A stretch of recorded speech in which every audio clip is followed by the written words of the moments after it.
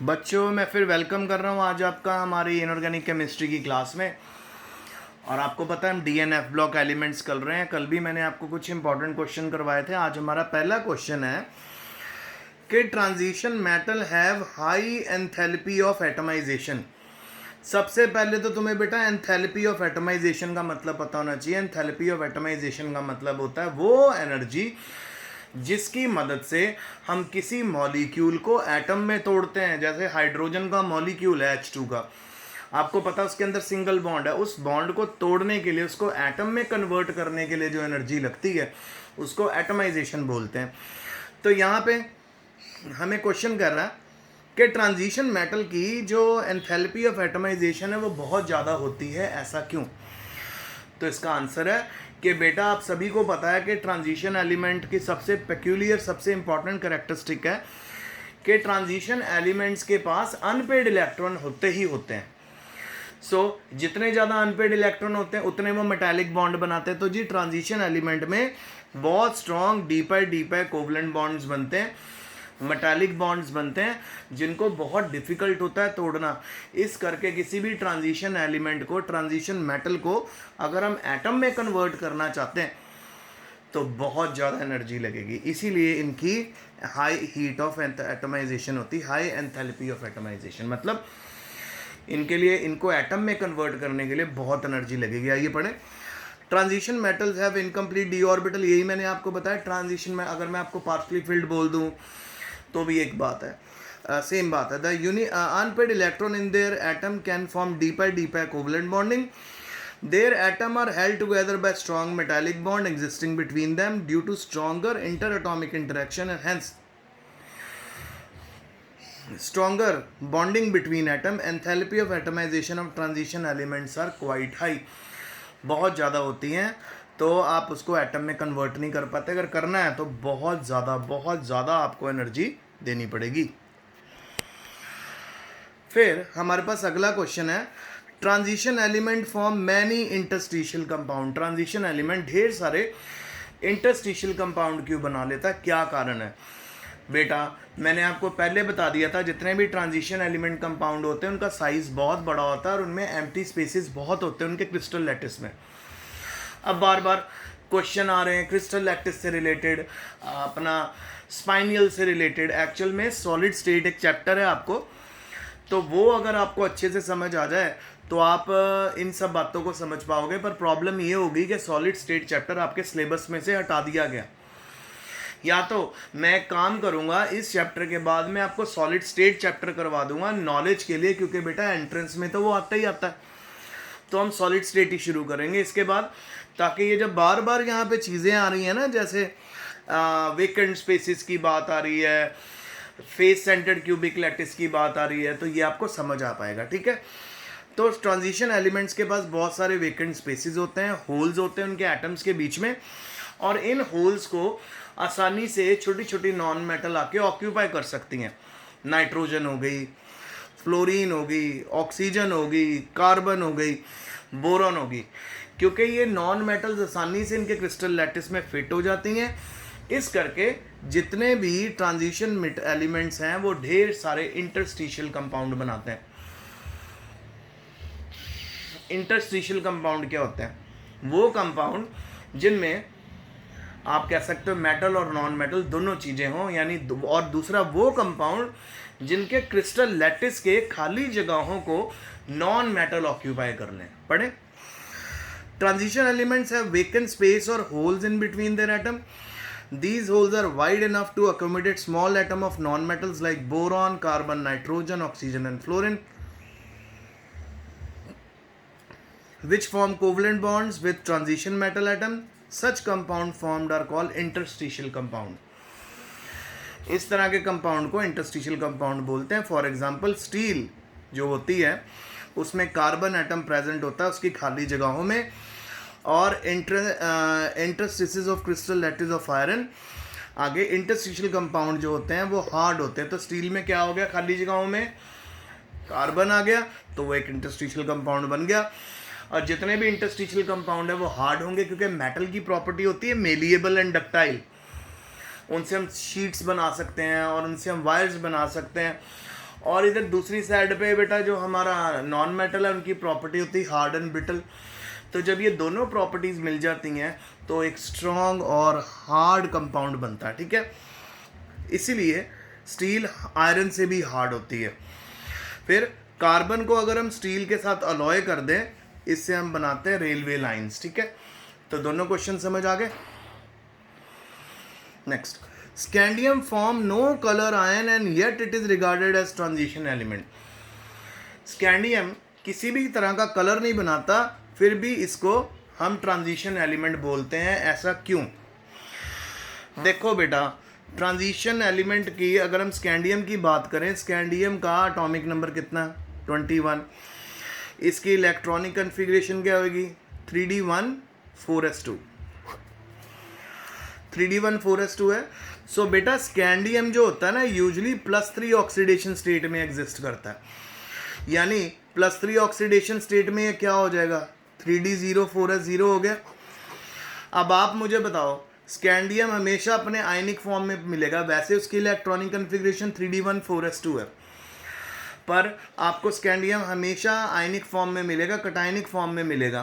Cationic form में ये 3d0 4s0 हो गया। अब आप मुझे बताओ, कहीं पे आपको अनपेड इलेक्ट्रॉन दिख रहा है? तो अनपेड इलेक्ट्रॉन ना होने के कारण स्कैंडियम को किसी भी तरह का कलर नहीं प्रोड्यूस करता और ये डायमैग्नेटिक होता है। यूजली जितने ट्रांजिशन एलिमेंट होते हैं वो पैरामैग्नेटिक होते हैं और कलर्ड होते हैं। क्यों? क्योंकि उनके पास अनपेड इलेक्ट्रॉन होता ही होता है, 1 2 3 बहुत सारे अनपेड इलेक्ट्रॉन होते हैं। ये करेक्टर है बेटा ट्रांजिशन एलिमेंट का, नाम ही इसलिए पड़ा ट्रांजिशन एलिमेंट। ट्रांजिशन एलिमेंट्स का नाम ट्रांजिशन एलिमेंट क्यों पड़ा? क्योंकि ये इनमें डी ट्रांजिशन है। आपको पता है जो हमारा डी ऑर्बिटल होता है, और आपको पता है डी ऑर्बिटल मैंने आपको +1 में करवाया था। एक होता है dx2y2, एक होता है dz2, dxy, dyz, dzx।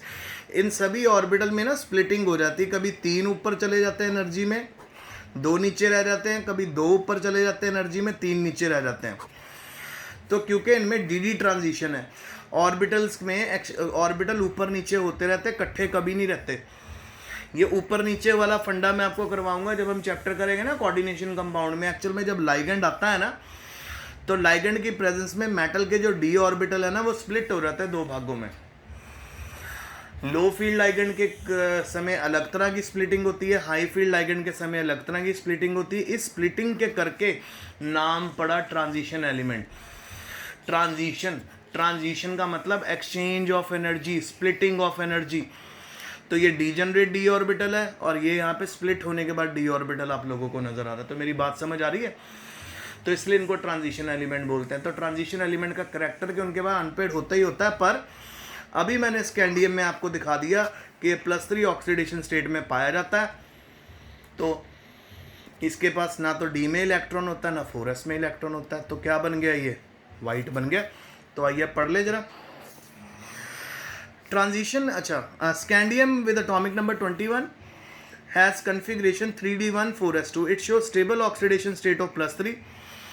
Scandium +3 3d0 4s0 has no unpaired electrons, so scandium +3 scandium form ion which are colorless, and scandium 3 positive salts are colorless or white, but scandium has only 1 electron in its d subshell, hence it is regarded as transition element। तो इसको transition element किस बात पे कह दिया गया? इस बात पे कह दिया गया क्योंकि स्कैंडियम जब तक कटायनिक फॉर्म में नहीं जाता, उसके डी ऑर्बिटल में एक अनपेड इलेक्ट्रॉन होता ही होता है। तो बेटा जिसके पास एक अनपेड इलेक्ट्रॉन हो गया तो वो तो बन गया ना हमारा ट्रांजिशन एलिमेंट का मेंबर। ट्रांजिशन एलिमेंट का मेंबर होते हुए भी ये वाइट क्यों है? क्योंकि जब भी ये सॉल्ट बनाता है ये +3 ऑक्सीडेशन में चला जाता है, अपने तीनों इलेक्ट्रॉन डोनेट कर देता है, डी के भी और एस के भी, और सारे डी और एस इसका खाली, अनपेड इलेक्ट्रॉन है नहीं, इस करके कलरलेस और वाइट। और इसको रखा क्यों गया है ट्रांजिशन एलिमेंट में? क्योंकि जी अपनी नॉर्मल ग्राउंड स्टेट में तो इसका d1 है ना। सो पार्शली फिल्ड डी ऑर्बिटल है, जो भी पार्शली फिल्ड डी ऑर्बिटल वाला एलिमेंट होता है उसको ट्रांजिशन एलिमेंट में ही रखते हैं। Next question, the lowest oxide of transition metals such as chromium atomic number 24 is basic, whereas the highest oxide is usually acidic। ऐसा क्यों? देखो जी, मेटल ऑक्साइड जो बनता है वो lowest oxidation state, metal oxide जो लोएस्ट ऑक्सीडेशन स्टेट के साथ बनते हैं वो आयनिक होते हैं नेचर में, और वो पानी में भी सॉल्युबल होते हैं, क्योंकि आपको पता है कि पानी के अंदर जब ये घुलेंगे तो OH नेगेटिव आयन देंगे, तो बेस है।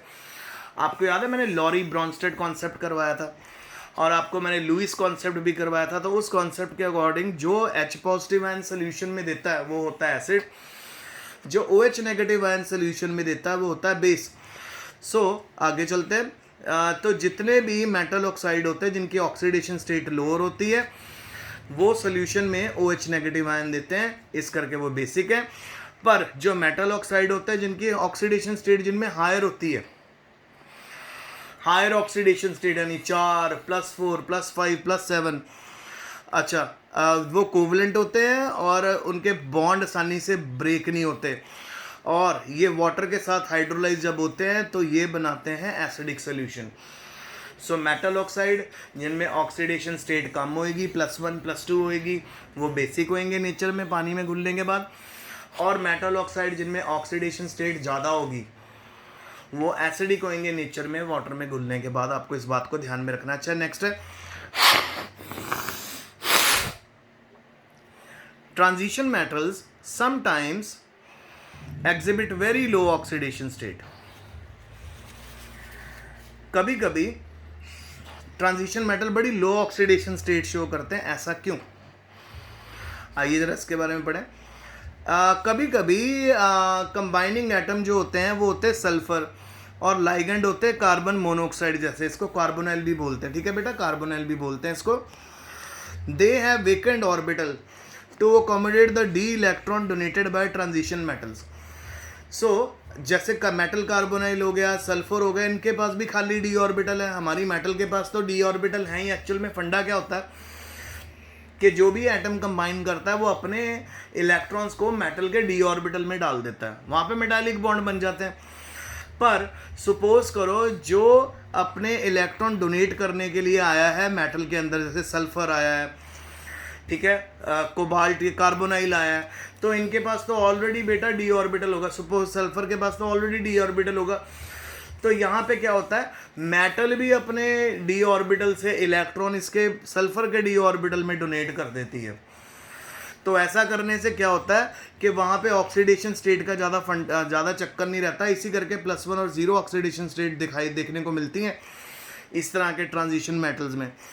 जब जैसे मेटल कार्बोनाइल ये आ गया, कार्बोनाइल बेटा CO को बोलते हैं, जैसे यहाँ आयरन का पेंटा कार्बोनाइल है, निकल टेट्रा कार्बोनाइल आयन है, इन सभी में आयरन और निकल की ऑक्सीडेशन स्टेट क्या है, 0, क्योंकि जितने मेटल इसको इलेक्ट्रॉन डोनेट करती है ना बेटा, मतलब लाइगेंड जितने इलेक्ट्रॉन मेटल के डी ऑर्बिटल में शिफ्ट करता है उतने इलेक्ट्रॉन मेटल लाइगेंड के डी ऑर्बिटल में शिफ्ट कर देती है। यहाँ पे वो कंडीशन है जिसमें लाइगेंड के पास भी खाली डी ऑर्बिटल है। लाइगेंड मैंने आपको पहले बताया था, कोई भी नेगेटिवली चार्ज स्पीशीज, कोई भी न्यूट्रल स्पीशीज जो लोन पेयर डोनेट कर सकती है।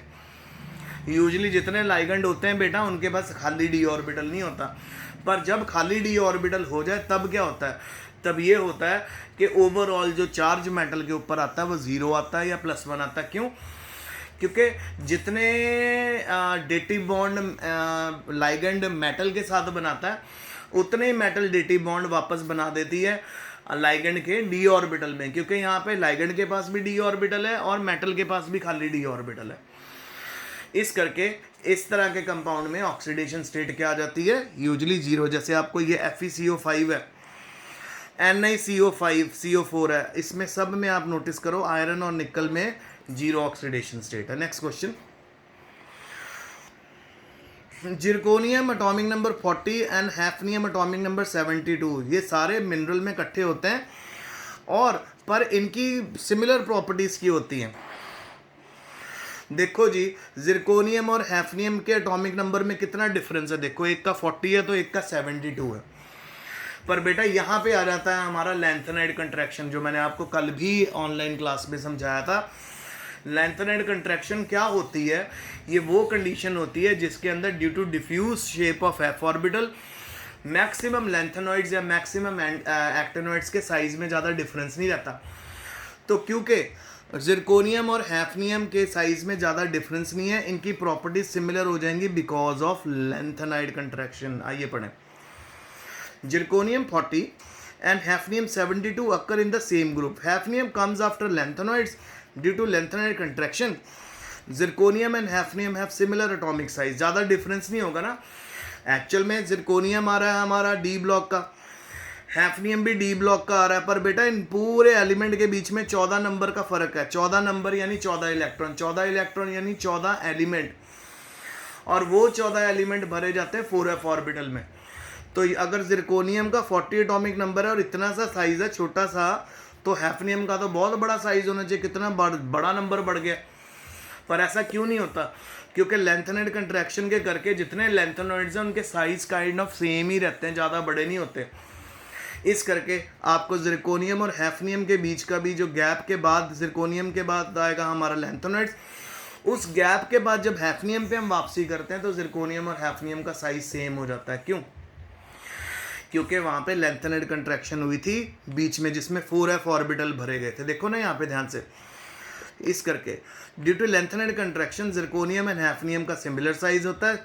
कॉन्सिक्वेंटली जिरकोनियम और हैफनियम हमेशा मिनरल में आपको इकट्ठे मिलेंगे, सिमिलर प्रॉपर्टीज मिलेंगे। पंगा पड़ जाएगा कि जब बेटा हमें इनको सेपरेट करना होगा। इनको सेपरेट करना आपके लिए बहुत मुश्किल हो जाएगा। क्यों मुश्किल हो जाएगा? सेपरेट करना टफ क्यों होगा?